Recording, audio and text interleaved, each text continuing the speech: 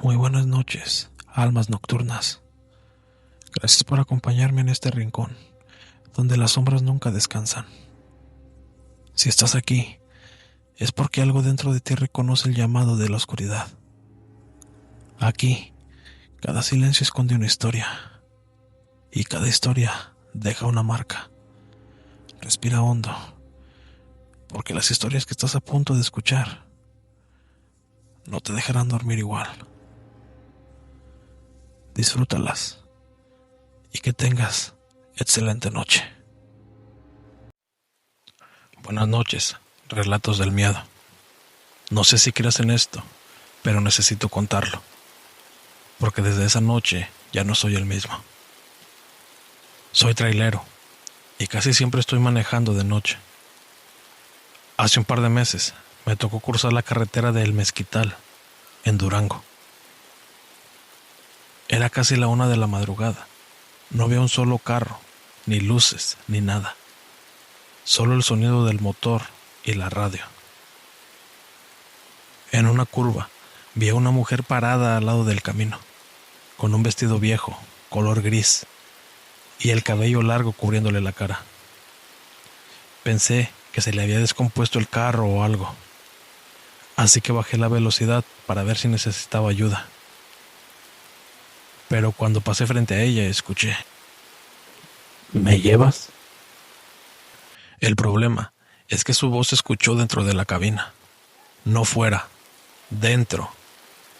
Me ericé completo, apreté el volante y miré por el espejo retrovisor. Y la vi sentada atrás, mirándome con los ojos vacíos. Grité, pisé el freno y cuando volteé, ya no había nadie.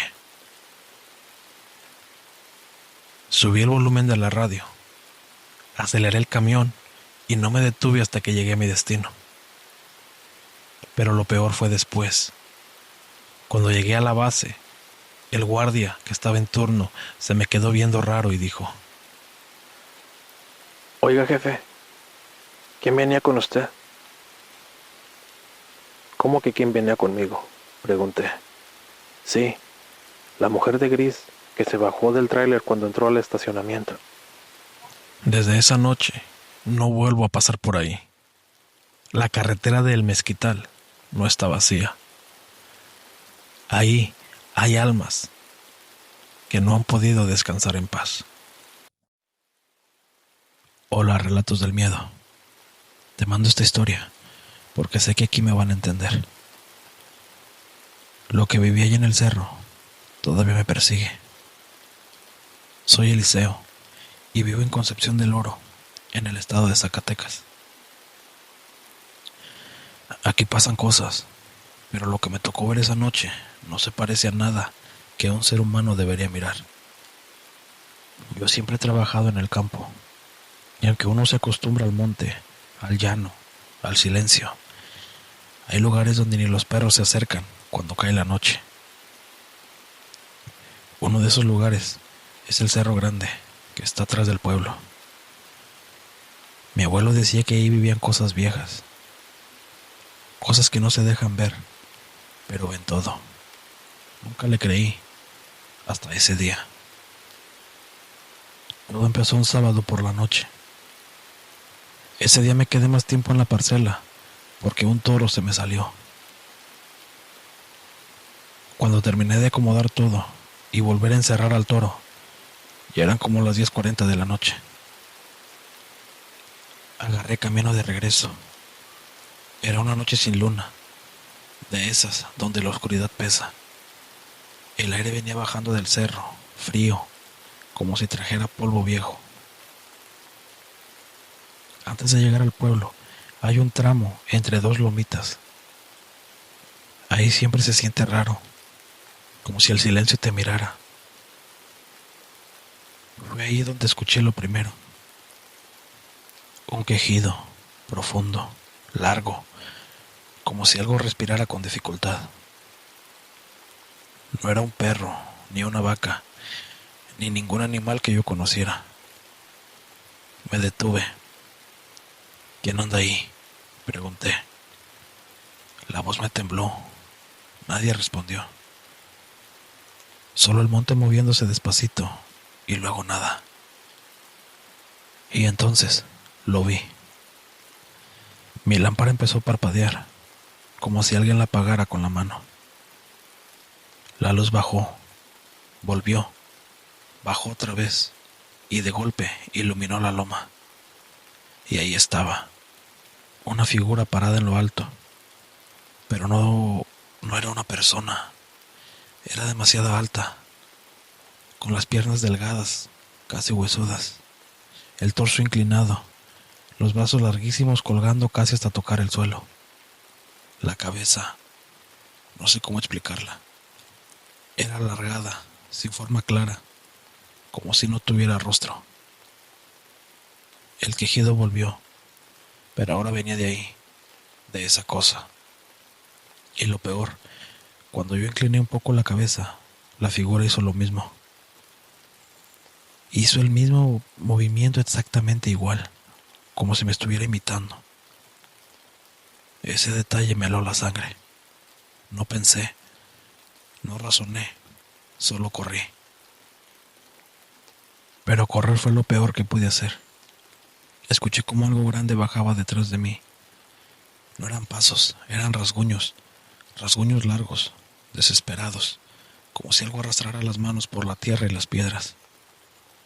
El monte tronaba, las ramas se hacían a un lado. Sentí esa cosa pegada a mi espalda sin tener que voltear. Cuando vi las primeras casas del pueblo, giré una sola vez. La figura ya no estaba en el camino, sino más abajo, entre los matorrales, parada, inclinada, mirándome, como si supiera quién era yo. Yo seguí corriendo y no paré hasta llegar a mi casa. Cerré todas las puertas y me fui a acostar. Esa noche no pude dormir. Cada que cerraba los ojos, escuchaba el quejido. Ese sonido no era de ningún ser vivo que yo conociera. Mi perro, que siempre le ladraba a todo. Esa noche se metió bajo la mesa, temblando, llorando bajito con las orejas agachadas. Los animales saben cosas que uno no. 3 días después, volvió. Yo estaba fuera de mi casa, ya noche. Mi perro empezó a gruñir hacia el camino del cerro. Levanté la mirada. Ahí estaba, la misma figura, la misma postura quebrada. Los brazos colgando, la cabeza inclinada hacia un lado, como escuchando algo. Pero esta vez estaba más cerca que nunca. No caminaba, no respiraba, no hacía ruido. Nomás estaba ahí, como esperando que yo me moviera. Me metí a la casa y atranqué la puerta. Toda la noche escuché pasos arrastrados rodeando la casa, lentos, marcados, dando vueltas, como si algo estuviera revisando por dónde entrar. En la madrugada, no supe a qué hora, golpearon la ventana, un solo golpe, pero tan fuerte que pensé que el vidrio se había roto. No tuve el valor de asomarme. Lo que más miedo me dio pasó después. La siguiente noche, cuando el viento bajó del cerro, entre el ruido de las ramas, escuché mi nombre. No claro, no humano, un susurro arrastrado, como si alguien lo dijera con la boca cerrada. Ahí entendí que esa cosa sabía quién era, sabía dónde vivía y sabía que yo lo había visto. Fue la última vez que lo escuché. Desde entonces ya no ha bajado del cerro, o al menos yo ya no lo he visto. Pero cada que camino por el monte, aunque sea de día, siento que me siguen, que entre los árboles algo se mueve cuando no volteo, que hay ojos clavados en mi nuca. Y cuando el cerro truena en la noche, cuando el viento baja como cuchillo, vuelve ese quejido, largo, profundo, vivo, como si esa cosa siguiera esperándome. No sé si esto sea pecado contarlo, pero necesito sacarlo del pecho. Me llamo Esteban y soy de un rancho al sur de Michoacán, entre cerros, cañaverales y caminos donde el viento nunca deja de soplar. Hace un par de años, mi madre empezó a enfermar. Nada grave al principio. Mareos, cansancio, olvidos raros, pero con el tiempo se volvió más frágil. Dejaba de comer. Pasaba horas encerrada en su cuarto, rezándole a figuras raras, y decía que la casa se estaba llenando de silencio. Para no dejarla sola, mi esposa y yo nos mudamos a vivir con ella. Queríamos cuidarla, acompañarla y estar pendientes de cualquier cosa. Yo trabajaba de día, pero en las noches trataba de no separarme por si despertaba y necesitaba algo. Pero desgraciadamente, hace un año mi madre murió. Una madrugada simplemente dejó de respirar, con las manos entrelazadas, como si hubiera estado rezando hasta el último segundo. Ahí debió terminar todo, pero lo que pasó después es lo que me tiene escribiéndote esto. Mi madre siempre fue una mujer de fe, pero tenía costumbres que inquietaban. En su cuarto guardaba un altar con un mantel blanco, imágenes muy viejas, velas encendidas de día y de noche, y un crucifijo negro con un Cristo sin rostro. Ese cuarto siempre estaba cerrado. No dejaba que nadie entrara. Y cada que yo le preguntaba a quién le rezaba, ella respondía: Rezo a los que no tienen quien los recuerde. Nunca entendí esa frase, hasta ahora, porque desde que la enterramos, cada madrugada, a las 3 en punto, se empezaron a escuchar rezos fuera de la casa. Voces de mujeres, suaves, lentas, arrastradas, con ese tono que tienen las abuelas cuando rezan por los difuntos. Al principio pensé que eran devotas del rancho, rezando algún tipo de rosario o algo. Pero nadie reza a esa hora. Mi esposa me decía: No te asomes, Esteban. Los que rezan de noche no rezan por vivos. pero la curiosidad pudo más. Una madrugada abrí la ventana despacito. Frente al portón vi 5 mujeres cubiertas con velos blancos, arrodilladas en la tierra mojada. Tenían velas con flamas azules, no amarillas, como suelen ser todas, y sus sombras no se movían con el viento. Rezaban al mismo ritmo, como si una solamente hablara a través de todas. Y entre las oraciones escuché algo que me heló la sangre. Doma lirum venata, sorso min carne, velas tenabre. No sonaba español, ni al latín que a veces se escucha en misa. Era algo más antiguo, más pesado. Cerré la ventana y me persiné. Al amanecer salí a revisar. Encontré marcas de rodillas en la tierra y restos de cera azul todavía tibia. A la siguiente noche, los rezos volvieron, pero esta vez no venían de afuera. Se escucharon dentro del cuarto donde dormía mi madre. Igual, exactamente a las 3 de la madrugada, el mismo rezo llenó la casa, acompañado de un olor a cera caliente y flores podridas. Empujé la puerta y las velas del altar estaban encendidas, aunque yo mismo las había apagado desde hace un año, cuando terminó el novenario de mi madre, y nunca jamás las había vuelto a encender. En la pared aparecieron unas sombras que se movían solas, arrodillándose, inclinándose, como si alguien estuviera rezando ahí dentro. Y entre esas voces, me pareció escuchar una muy similar a la de mi madre.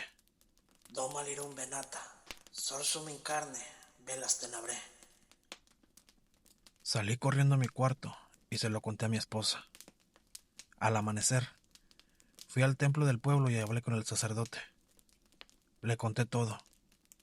Él escuchó serio, pensativo, y me dijo: Esta tarde iré a bendecir tu casa. Mientras tanto, no abras más esa puerta, hijo. Si esas voces rezan ahí, no buscan descanso. Esa tarde llegó a mi casa con agua bendita y un crucifijo de madera. Me dijo que esperara afuera y entró solo al cuarto. Yo me quedé escuchando su voz firme rezando. Padre nuestro, que estás en el cielo, santificado sea tu nombre. Venga a nosotros tu reino.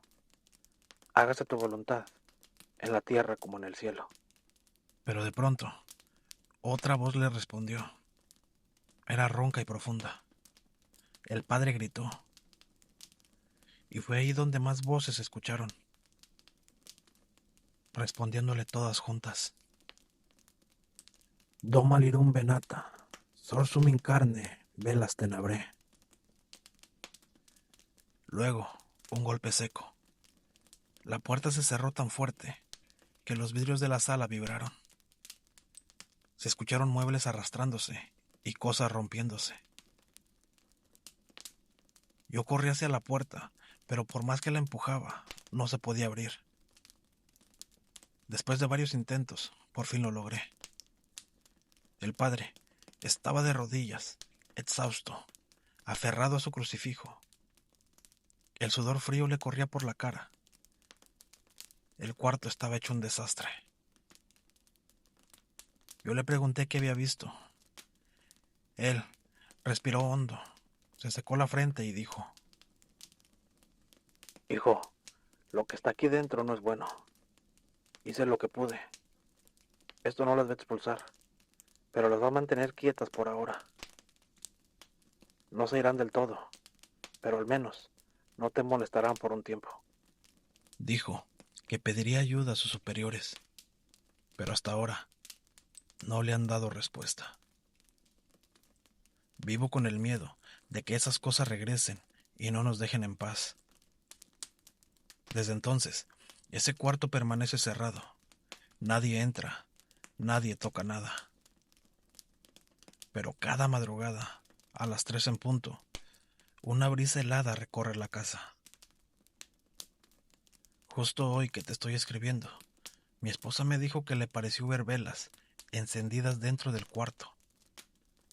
Pero cuando se asomó, no había nada. Pero vio una sombra inclinándose frente al altar, que aún está dentro.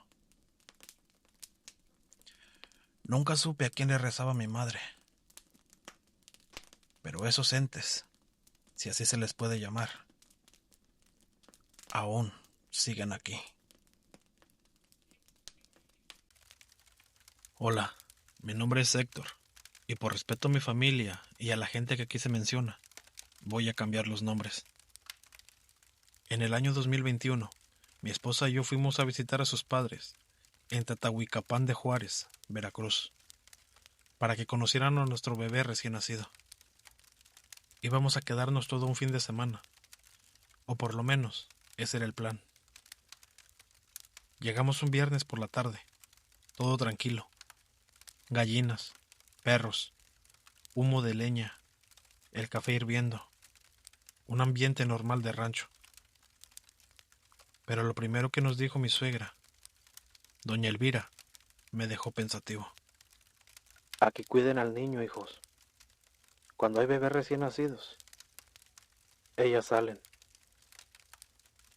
Se refería a las brujas. Mi esposa sonrió, creyendo que era una broma, pero doña Elvira no estaba bromeando. Esa misma noche lo comprobamos. Como a las 11 de la noche, aún estábamos platicando y viendo la televisión con mis suegros. Los perros empezaron a ladrar. Primero uno, luego otro, luego todos ladrando hacia el monte. Mi suegro apagó la televisión y murmuró: Estas canijas ya andan cerca. ¿Quiénes? Le pregunté, pero él no me contestó. Solo cerró la ventana con seguro. Poco antes de medianoche, Los perros dejaron de ladrar, todos al mismo tiempo. Ese silencio no era normal. Era un silencio pesado. Mi bebé empezó a inquietarse. Mi esposa lo abrazó fuerte. Doña Elvira apagó las luces y dijo: No hagan ruido. Y pase lo que pase, no prendan la luz y no se asomen. Y justo ahí empezaron. Risas de mujeres. Eran varias. Risas viejas, quebradas, como de ancianas, pero burlonas. Primero lejos, después cerca, luego justo en el patio. El bebé hizo un quejido suave, como si supiera que algo lo estaba molestando. Mi esposa empezó a llorar en silencio. Yo quería asomarme, pero las palabras de mi suegra me detuvieron. Hasta que lo escuché. Un llanto de bebé, idéntico al de mi hijo, imitado desde afuera. Y no era humano, era una imitación torcida, como si algo tratara de copiarlo. Mi sangre se heló. Mi bebé lloró más fuerte. Mi esposa lo abrazó más. Yo por impulso giré hacia la ventana para tratar de ver más, y fue ahí cuando la vi. Una mano arrugada, huesuda, con uñas largas, pegada al vidrio. La piel era gris y temblaba como si no tuviera fuerza. Detrás de la mano apareció un rostro de anciana, pero no una anciana normal. Era una cara flaca, casi sin labios, las mejillas hundidas, los dientes pequeños, chuecos, la nariz larga, afilada, el cabello blanco, mojado, pegado a la frente. Y lo peor, los ojos. Los ojos eran enormes, totalmente blancos, como si estuviera ciega, pero sabía exactamente dónde estaba mi bebé. La vieja sonrió, mostrando sus dientes minúsculos, y dijo con una voz rasposa: Déjenme cargarlo solo un momentito. Déjenme verlo. Mi esposa soltó un grito ahogado. La vieja empezó a lamer el vidrio, como si probara y oliera el llanto del niño. Yo retrocedí sin aire. De repente, algo cayó sobre la lámina del techo. Un golpe, luego otro. Pasos rápidos, como si varias criaturas caminaran sobre el techo buscando un hueco para poder entrar. La vieja de la ventana giró el cuello de golpe hacia arriba, como respondiendo a un llamado. Mi suegra, temblando, tomó una botella de agua bendita que tenía en un altar. La abrió con manos torpes. Abre la ventana, Héctor. Yo no quería, pero obedecí. Abrí la ventana y la vieja seguía ahí, sonriendo. Doña Elvira le lanzó todo el agua bendita. El grito que se escuchó no era de un ser humano. Era un chillido, profundo, seco. Las criaturas del techo empezaron a correr hacia el monte, golpeando las láminas. La vieja desapareció tan rápido que ni la vi moverse. El silencio volvió, pero no era un silencio normal. Era el silencio de algo que se retira, que se aleja, pero no se va del todo. Al amanecer, mi suegro salió a revisar. En la tierra había huellas de pies descalzos, pero deformes, con dedos demasiado largos. En el vidrio de la ventana quedaron marcas de uñas. En el techo, marcas de manos, muchas, como si varias mujeres hubieran estado gateando allá arriba toda la noche. Nos fuimos de Tatahuicapán ese mismo día. Hoy en 2025, nuestro hijo tiene 4 años, y a veces, cuando lo acuesto, mira hacia la ventana con los ojos muy abiertos. Yo le pregunto qué ve, y él, sin miedo, sin dudar, siempre contesta lo mismo. La viejita fea, papá. La que me quiere cargar.